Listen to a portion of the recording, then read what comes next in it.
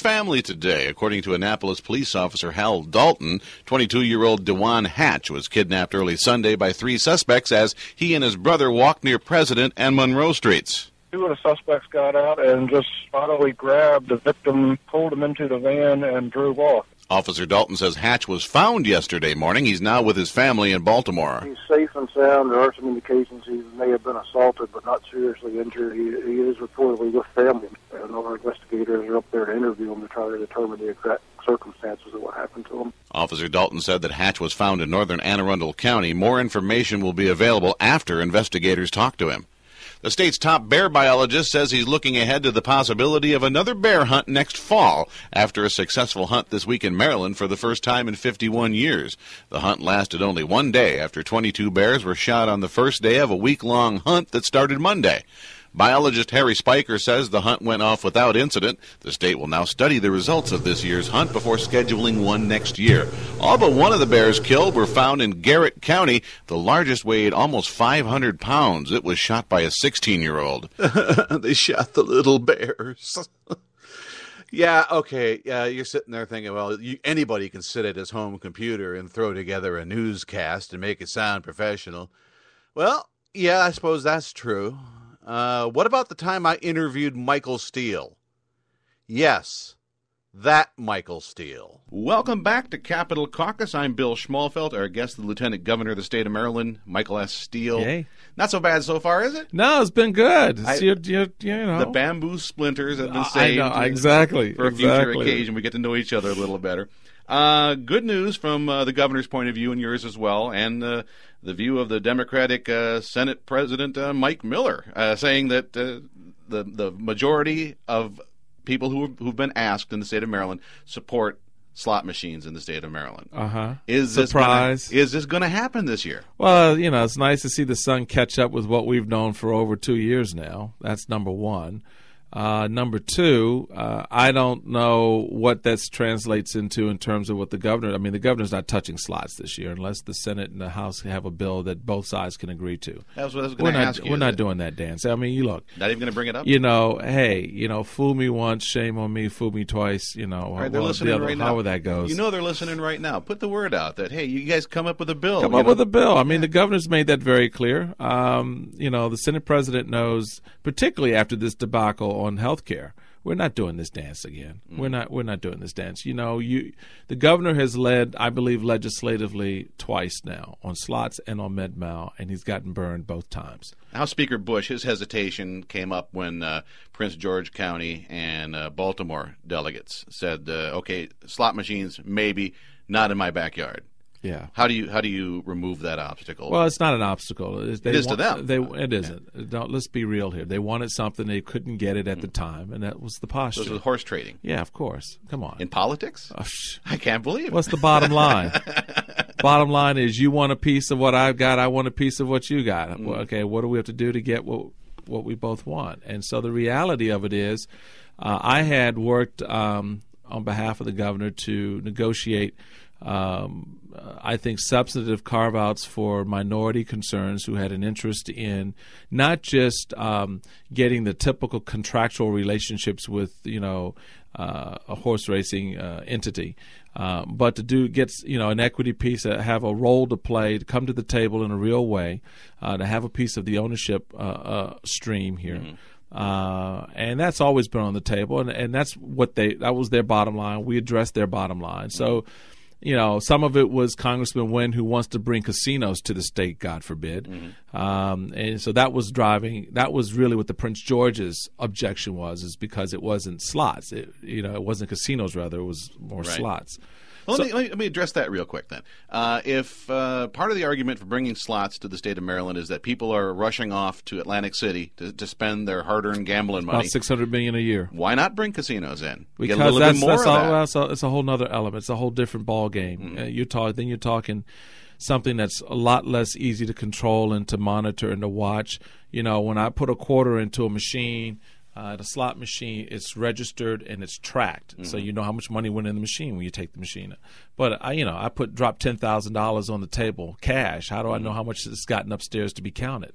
Mm-hmm. So it's a different element, and people just have sort of an instinctive, visceral reaction to casinos right now, and the state's not there. I mean, the mindset of the public is not for casinos; it's for slots, as evidenced by the poll this morning. I was in my home state of Iowa at the time when they were discussing riverboat gambling, and I think one way they addressed your concern here is loss limits in any given day. Yeah. Might that not be a compromise? For casinos or just generally? Casinos, riverboat gambling. I don't know. Like I said, that I don't want to muddy the debate with that because it's not going anywhere. So there's really no need to even talk about it because the governor is not of a mind, and neither is the leadership of a mind to really bring casinos to the state. That was really the push of one legislator, Congressman Wynn, in Prince George's, because he wanted to see it at National Harbor. I'd rather put a multi-billion-dollar corporation that's going to create 500 to 1,000 jobs in National Harbor and have that as one of the anchors as opposed to a casino. A final word to the delegates who are listening right now. Governor's not going to bring it. It's up to you guys. Yeah, that's the bottom line. We've done the dance twice. You've got our bill. How many different ways can you get our bill? The House leadership has to move. And so I suspect it would be up to the House members to get that leadership to move. Okay, we take a quick break here. When we come back, talk maybe a little bit about the tuition cap veto that's being discussed today also. And I'd also like to get your sense of what you would really like to see accomplished in this next 90 days. This is Capitol Caucus. I'm Bill Schmalfeld. Our guest, Lieutenant Governor Michael Steele on 1430 WNAV. See, now, that's before he was chairman of the RNC. That's before he became spokesperson on MSNBC. He was a guest in my studio being interviewed by me, a journalist. Now, when we continue, we're going to go all the way back to November 30th, 2000, when I wasn't a journalist, as program director and morning talk show host at Naples Talk Radio, WGUF. Uh-oh. It seems as if Los Angeles County Deputy District Attorney Patrick Fry has crawled up through the toilet pipes again. While we grab the plunger, stick around for these messages. The Old Uncle Bastard Show is brought to you by Audible.com. And listen to this, you lucky people. Old Uncle Bastard has a special deal. Just for his friends. All you have to do is log on to audibletrial.com/oldunclebastard, and you, yes, you, can download a free audiobook and enjoy a 30-day free trial. There are over 100,000 books for you to choose from, like J.R.R. Tolkien's delightful tale of fantasy and magic, The Hobbit. In this fantasy classic, master storyteller J.R.R. Tolkien creates a bewitching world filled with delightful creatures and thrilling dangers. And narrator, Rob Ings, will hold listeners of all ages spellbound, with his skillful portrayal of hobbits, dwarves, and enchanted beasts. Get The Hobbit, or any one of 100,000 other audiobook titles, when you take advantage of this special offer, available to our listeners only. It couldn't be more simple. Log on to www.audibletrial.com/oldunclebastard and get your free audiobook download, plus a 30-day free trial to audible.com. Or, in the alternative, you could visit www.oldunclebastard.com and click the banner ad for audible.com.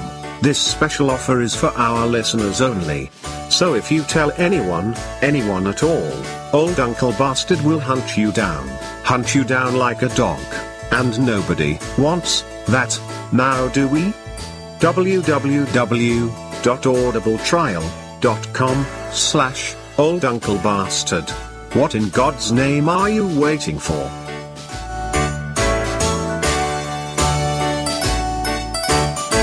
Well, what do you know?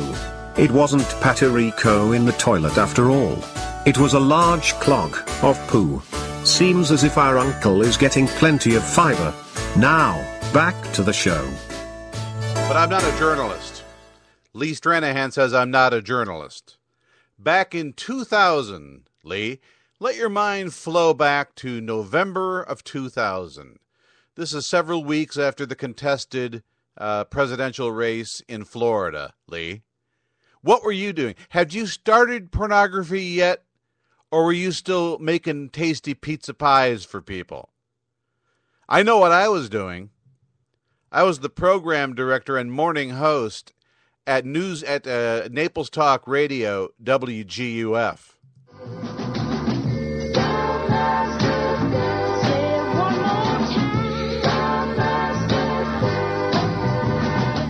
It's the Bill Matthews Show on 98.9 FM WGUF, Naples Talk Radio. You can take part in the show by calling 430-2428. That's 430-CHAT.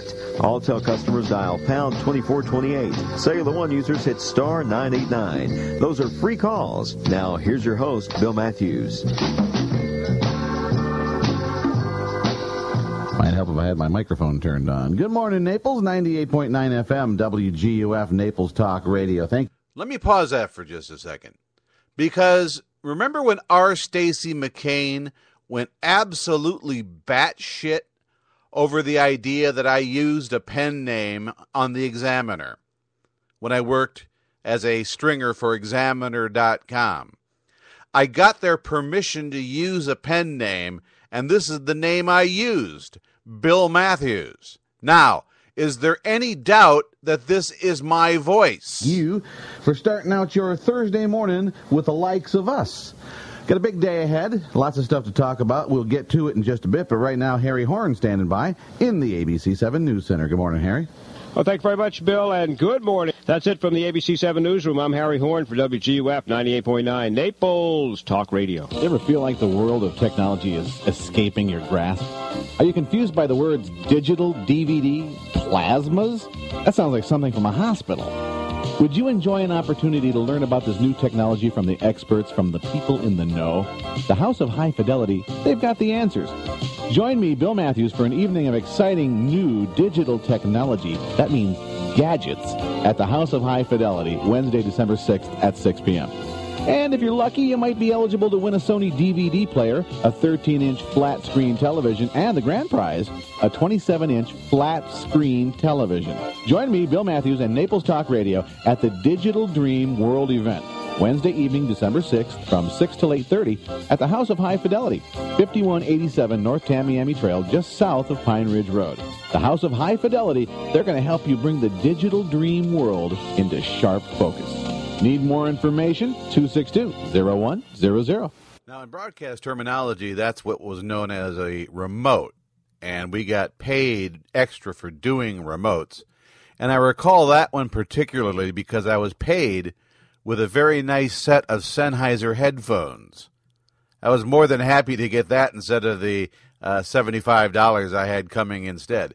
Those are great headphones, and they lasted about 10 years. 9 minutes after 6 o'clock. Good morning, Naples. 98.9 FM, WGUF. Time to take that first look at the WGUF Time Saver traffic. Here's Greg Michaels. Good morning, WGUF, Naples Talk Radio. All righty, sir. Thank you very much. 10 minutes after 6 o'clock. Our phone number, 430-CHAT, 430-2428. We got a great big convoy of ballots that's going to be heading up to Tallahassee today. We're going to talk about that coming up. But right now, check on that WGUF ABC 7 Weather Watch forecast. We're looking for a high of 78 today under partly cloudy skies. Right now, 58 degrees. Winds are coming out of the northeast at about 2 miles an hour. Shaping up to be another Chamber of Commerce day here in Southwest Florida. Good truck driving weather. You betcha. You betcha, amigo. What we're going to try to do a little bit later on is see if we can do can we do this, Steve Areno? Do we have the capability to do this? We should be able to. I'm trying to call into all the different truck stops on the way. Right. What we have to do is set up our satellite uplink into the satellite downlink of the lead truck in this convoy. Yeah, we should be able to do it. I got his name. It's Jimmy, I think, right? Yeah, Jimmy should be getting back to us at one of the rest stops. Hey, they got to stop to go to the bathroom eventually. You know, a lot of guys, they just carry Gatorade bottles. So, they just go as they go. Yeah. Yeah. Don't ask me how I know. All right, we'll get back to it right here on the Bill Matthews Show.